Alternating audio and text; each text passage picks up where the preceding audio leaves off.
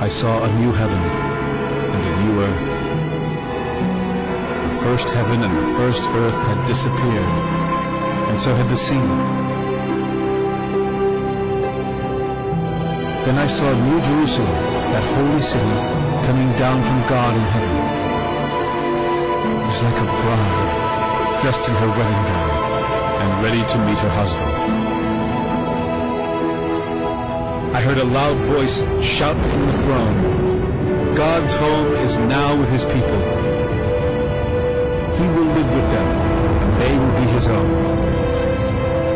Yes, God will make his home among his people. He will wipe all tears from their eyes, and there will be no more death, suffering, crying, or pain. These things of the past are gone forever. Then the one sitting on the throne said, "I am making everything new. Write down what I have said. My words are true and can be trusted. Everything is finished. I am Alpha and Omega, the beginning and the end. I will freely give water from the life-giving fountain to everyone who is thirsty. All who win the victory will be given these blessings.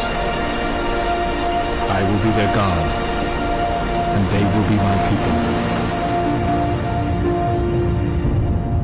But I will tell you what will happen to cowards and to everyone who is unfaithful,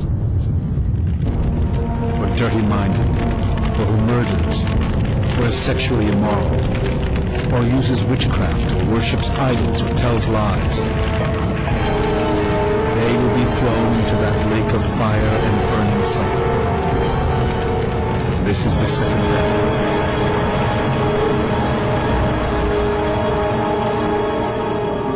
I saw one of the seven angels who had the bowls filled with the seven last terrible troubles. The angel came to me and said, "Come on. I will show you the one who will be the bride and wife of the Lamb." Then, with the help of the Spirit, he took me to the top of a very high mountain. There he showed me the holy city of Jerusalem, coming down from God in heaven. The glory of God made the city bright. It was dazzling and crystal clear, like a precious jasper stone. The city had a high and thick wall with 12 gates, and each one of them was guarded by an angel. On each of the gates was written the name of one of the 12 tribes of Israel. 3 of these gates were on the east, 3 were on the north, 3 more were on the south, and the other 3 were on the west. The city was built on 12 foundation stones. On each of the stones was written the name of one of the Lamb's 12 apostles. The angel who spoke to me had a gold measuring stick to measure the city and its gates and its walls. The city was shaped like a cube because it was just as high as it was wide. When the angel measured the city, it was about 1,500 miles high and 1,500 miles wide. Then the angel measured the wall, and by our measurements, it was about 216 feet high. The wall was built of jasper. The city was made of pure gold, clear as crystal. Each of the 12 foundations was a precious stone.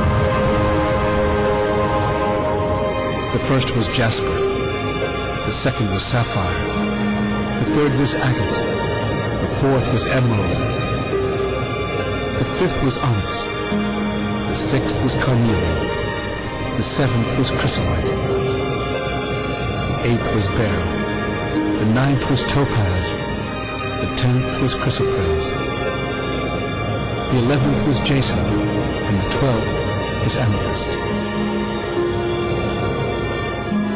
Each of the 12 gates was a solid pearl. The streets of the city were made of pure gold, clear as crystal. I did not see a temple there. The Lord God all-powerful and the Lamb were its temple.